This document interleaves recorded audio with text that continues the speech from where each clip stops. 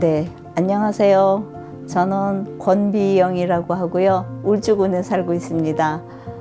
저는 소설을 쓰는 소설가고요. 덕혜옹주라는 소설 덕분에 여러분들의 사랑을 받고 살고 있습니다.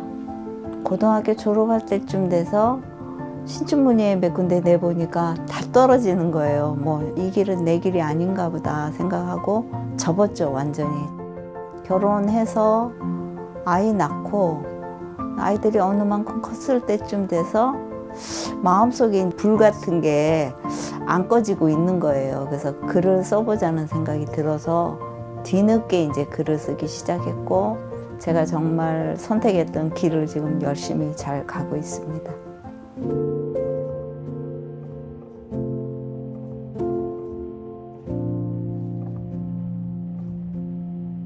덕혜옹주 얘기를 고등학교 때 들었어요.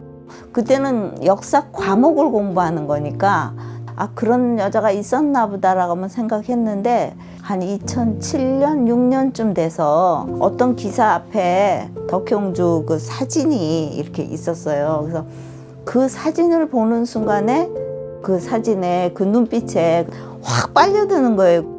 이 사람이 누구지 하고 알아봐야 되겠다 하고 알아보니까 덕혜옹주인 거예요. 그 자료 조사를 하다 보니까 일본 작가가 덕혜옹주 얘기를 쓴 게 있는 거예요.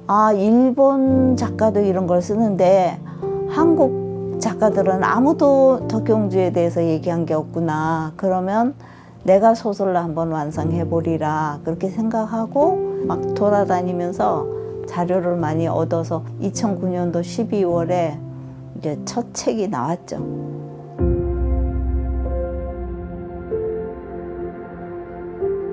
제가 자료 조사하러 창덕궁 사무실을 찾아갔어요.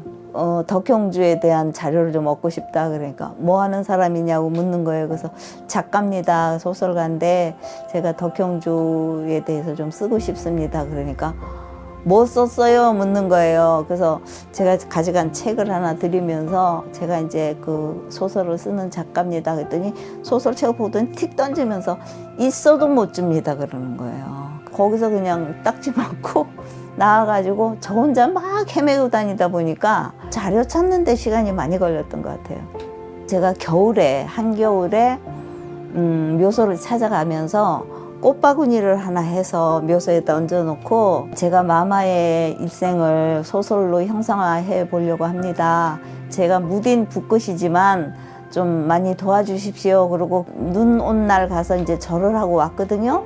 근데 사흘째 되는 날 꿈에 나타나신 거예요. 꿈에서 깨고 나니까 너무 기분이 좋은 거예요.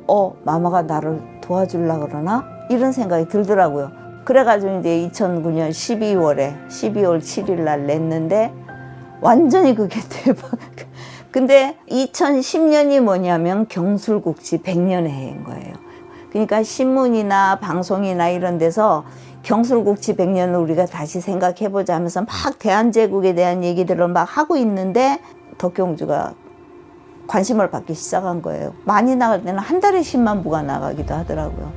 제가 덕혜옹주를 쓰고 나서 대한제국에 관련된 책들이 정말 많이 나왔어요. 저는 제 개인적으로 덕혜옹주가 뜬 것도 좋지만, 그래서 작가로서 입지를 마련하고 그런 것도 좋지만, 대한제국에 대한 오해들이 많이 풀리고 또 대한제국에 대한 책들이 막 여기저기서 많이 나온 게 정말 저로서는 큰 보람이었어요.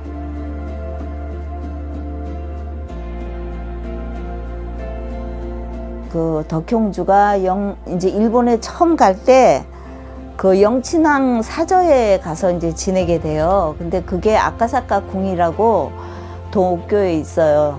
제가 갔을 때만 해도 거기 한현판에다 뭐라 해놨냐면 여기는 대한제국의 영친왕이 머물던 장소입니다. 그리고 이렇게 현판이 있었어요. 근데 그 다음에 가니까 그게 없어지고 그 건물이 카페로 바뀐 거예요.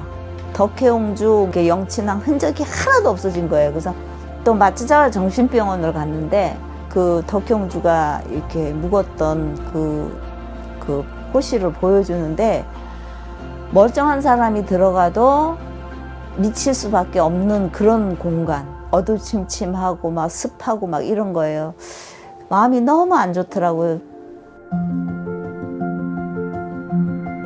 글을 쓴다는 거는 소설이라는 게 결국은 인간에 대한 얘기잖아요. 그래서 인간을 제대로 보는 거, 인생을 제대로 보는 거, 그런 거 아닌가 싶어요. 그래서 지금도 저는 또 그런 맥락에서 여전히 쓰고 있고, 또 제가 몇 살까지 쓸 수 있을지 모르지만 뭐 제 힘이 닿는 데까지는 열심히 써볼 생각입니다.